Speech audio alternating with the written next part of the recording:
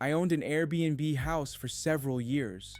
I stopped due to the stress of keeping up with it as well as maintaining my actual job.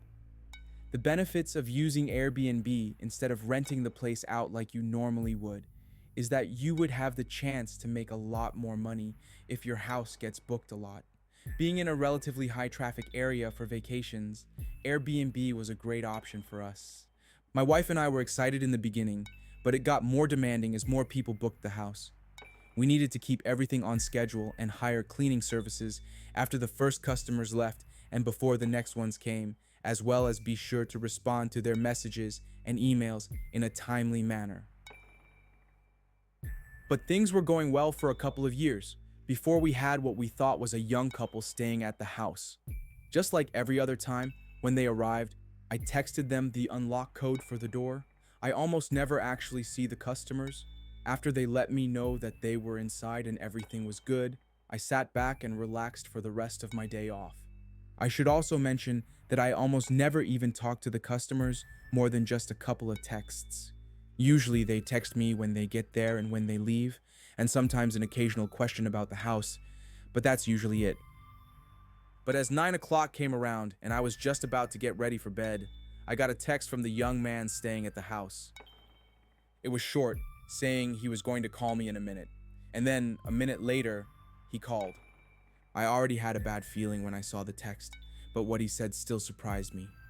He said that the water wasn't working in the house. Of course, I apologized, though I didn't understand how that could be possible. But living in a house without water is unacceptable, so I knew I had to get it fixed immediately. I asked if I could come check it out really quick so that I could have someone come in the morning to fix it. He agreed, being very polite about the whole thing, and I drove over there a few minutes later. Pulling into the driveway, I noticed 2 cars. At the time, this wasn't necessarily a red flag, but more just an odd thing I noticed, because they were apparently a young couple on vacation for a single night. So I didn't understand why they would rent 2 separate cars. I thought someone must be visiting them, which actually isn't allowed, but I didn't mind so much. I walked up to the front door and knocked before entering the code and walking inside. It was very quiet. I expected them to be waiting for me, but they weren't anywhere that I could see. I probably should have looked around for them first, but I was tired and just wanted to get this over with. The first thing I wanted to check was the main water valve to make sure there wasn't a leak or a flood. So I went down to the basement and over to the valve. Everything seemed normal. No water anywhere or signs of damage. I was confused, but then I fiddled with the valve and immediately heard water start rushing again. I turned it more, realizing it had been completely shut off manually. I stayed in the basement for another minute, trying to understand why this was done, before I started to get a really uncomfortable feeling, especially since I didn't even see the people when I walked inside. I just couldn't see how it could have been anyone other than them who turned off the water, which meant they were trying to get me to come over on purpose, or maybe give them a discount on their stay for the inconvenience. I decided I was going to leave and get to my car, then try calling them back just to be safe. I got up and started walking toward the stairs until I heard the basement door open, followed by multiple sets of footsteps walking down. When they got to the bottom, 3 men stood there. Is it fixed? One of them said, sounding like the same man I talked to on the phone, though all of these men were much older than the young man that I thought was staying at the house. I told him it should be working now, and that the valve must have just tightened on its own. I was trying not to point any blame, since the whole thing was making me so uncomfortable. I just wanted to get out of that basement and away from these guys. They all just kind of stood there looking at me, not saying anything after that. Well, let me know if you need anything else, I said, walking between them, trying to get to the stairs. They still just stood there, watching me walk around them. But as I went past the third guy, closest to the stairs, I spotted a gun shoved in the back of his pants. It made me freak out a little, and I rushed a bit quicker up the stairs, but they didn't follow. They stayed in the basement as I quickly walked out the door and drove away. When I got home, I woke up my wife and told her what had happened. She convinced me to call the police to check up on them. They weren't the people we thought were staying there. and the situation was strange, so it felt justified. I think we waited 20 minutes before a call came from an officer claiming nobody seemed to be home and that he may need me to open the door.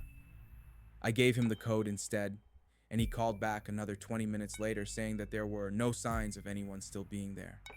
The next day, we found out the card the man paid with was stolen, and after looking around the house, they had stolen some expensive decorations and appliances as well. I guess there never actually was a young couple either. The one thing that was left unexplained was their whole plan with the water not working. I think they either wanted me to not charge them for their stay so that hopefully they could use the stolen card for longer, or they were planning on robbing me at gunpoint. But then that makes me question why they didn't. Three dangerous, unidentified men blocking my exit in the basement after leading me into a trap, and they just let me go. It doesn't make sense to me.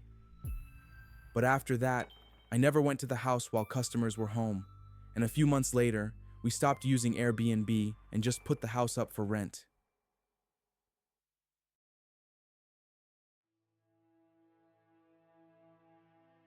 I was taking a solo trip to Salt Lake City last year. I'd never actually had the chance to go on many vacations before, and when I did, it was always with my family. This was the first time I was finally going to get to enjoy my time somewhere else all by myself. I know it sounds a bit weird, but being alone is fine with me, especially since I never get to be alone anyway. I looked up both hotels and Airbnbs in the area, and surprisingly, the Airbnbs were a lot nicer and less pricey. However, all the cheaper ones were a bit further away from the city. I was driving my own car though, so I didn't care too much about having to travel a bit to the city and went with a nicely sized Airbnb. It was small, but the kitchen and bedroom were nice, which was all I really cared about. I got there at 6 on Sunday morning. The owner texted me the password, and I brought all of my stuff inside. It was really nice, much better than the small apartment I shared with my roommate. Once I got everything inside and set up, I hopped on the couch and turned on the TV. It was a 10-hour drive, so I was looking forward to chilling for the night and enjoying the silence. I fell asleep pretty quickly, but it was only around 7 o'clock, so my body woke me up a few hours later. The time was just past 10, and the TV was still on. I grabbed the remote and turned it off, then got up to get a glass of water before going to the bedroom. As I walked from the living room to the kitchen, I felt a strong cold breeze brush against me. With my tired eyes, I looked to my right and saw the front door was fully open. My eyes shot open and my heart pounded. I stared at the door for a moment, then looked around the room. I knew I had closed it and locked it, so this was really freaking me out. I walked over to the door and closed it softly, listening intently for any sounds of someone being inside. For reference, I'm not the biggest guy in the world, but I am fairly tall and in shape, so unless an intruder had a gun, I felt confident I could force them away. I grabbed a kitchen knife, still being quiet, and walked room to room, checking every inch of the house. Nobody was there. This only confused me more, and I sent a text to the homeowner asking if someone was supposed to come over tonight or something, explaining what happened. It was late though, so I didn't expect a response right away. I went around to every door, locking each one, then quickly checked the house again while more awake than I was before. I was still really tired. I went to bed and fell asleep with no trouble. When I woke up though, I was much less calm than I was before. I heard something from outside, not outside the house, but outside my bedroom door. I didn't know what to do and kind of just froze, waiting for whoever was outside the room to do something first. As I sat there in bed, I thought about how the person could have possibly gotten in. The only person who would have the password to the door was the homeowner. So honestly, in that moment, I was sure it was him. This gave me more courage, thinking it must be some creepy guy who likes to spy on the people who stay at his Airbnb. I got out of bed, still not having heard anything else, and grabbed my phone from the nightstand to call the cops. I must have made too much noise though, because almost right away, someone started running away from the door and toward the front of the house. That only frightened me more, knowing the intruder was standing right next to the bedroom door the entire time.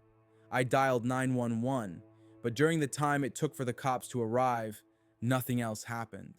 The person had left. I found a hotel to stay at for the rest of the vacation. But what's crazy is that the owner of the Airbnb gave me a refund as he was able to prove it wasn't him. He was very concerned about it, and he was actually a really nice old man. It was already creepy enough when I thought it was the owner, but knowing that it was just some random guy makes it even worse. I don't know how he was able to get in or why he was stalking me, but it still gives me chills thinking about it. The part I think about the most is waking up and seeing the front door open. Now that I know that someone was actually in the house, that meant that whoever it was came in and saw me asleep on the couch, then proceeded to do whatever it was they came there to do. It's just really unnerving and creepy and makes me never want to be at an Airbnb alone. I was staying at a small 2-bedroom Airbnb during a vacation I took last year. This place was on the way to another Airbnb that I was going to stay at for the main portion of the vacation, but this was more of just a rest stop for the night. The place was clean and empty, just as expected. When I arrived, I walked around the whole house to check it out before bringing in my luggage and sitting on the couch. It was probably 8 p.m. by this time of night. As I sat, dozing off a little, the doorbell ringing made me jolt awake. I looked over at the front door, confused and alarmed. I was a pretty small young girl, so it's safe to say I'm often scared easily and don't like talking to strangers, especially at night when I'm alone. I got up and walked over to the door, hearing 2 men whispering to each other on the other side. The door didn't have a safety lock or anything, so I just kept the door shut and called out to them. "Hello? Hey, we're here for the Airbnb. Can you open the door?" A man called out. I loudly asked what they meant, not understanding what being here for the Airbnb was supposed to mean. He responded saying that he had the place booked for the night. I knew there had to be some sort of mistake, so I told him, still yelling through the door, that I had it booked as well, and that he needed to contact the owner. The man didn't seem happy about that, although if I were in his position, I'd be pretty upset too. I heard one pair of footsteps walk away from the door while the other man asked again if I could open the door so that we could talk about it. I was about to give in, putting my hand on the doorknob, thinking that he seemed believable, but something came over me telling me to just play it safe. I said my husband would be down to figure it out in a few minutes. I didn't want them to think I was alone, so I was hoping that would catch him off guard if something was bad. The man didn't respond though. I waited for another minute because I didn't hear any footsteps leaving, but then I moved the short curtain to the side and looked out the small window. The man I'd seemingly been talking to was facing towards his car parked in the driveway, and past him was one of the most terrifying things I've ever seen. A group of maybe 5 people was standing further down the driveway, kind of hiding, as if waiting for a signal. They all had some form of face coverings, and I couldn't see the other side of the door, but I assumed there were even more people over there. Knowing that this was very likely a gang due to the city I was staying in, I was completely horrified. I backed away from the door, fully panicked, and tried not to hyperventilate. I then went to the bedroom to get my phone and call the police, and I could hear more footsteps all around the house. It was like I was surrounded by a pack of wolves, who at any minute could crush the windows and break inside. I took my phone into the bathroom with me and called 911, trying to remain calm. The operator also told me to be quiet and stay calm, as they were sending a group my way.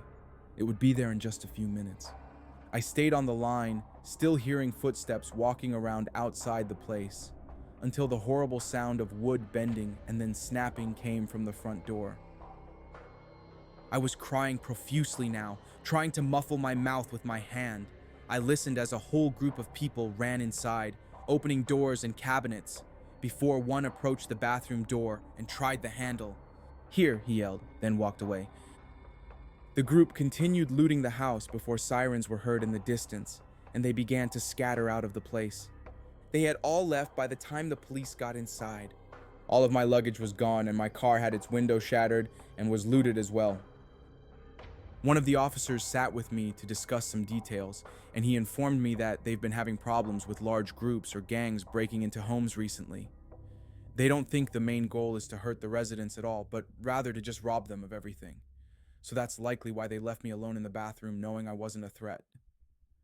Whether their intentions were to harm me or not, it was still terrifying.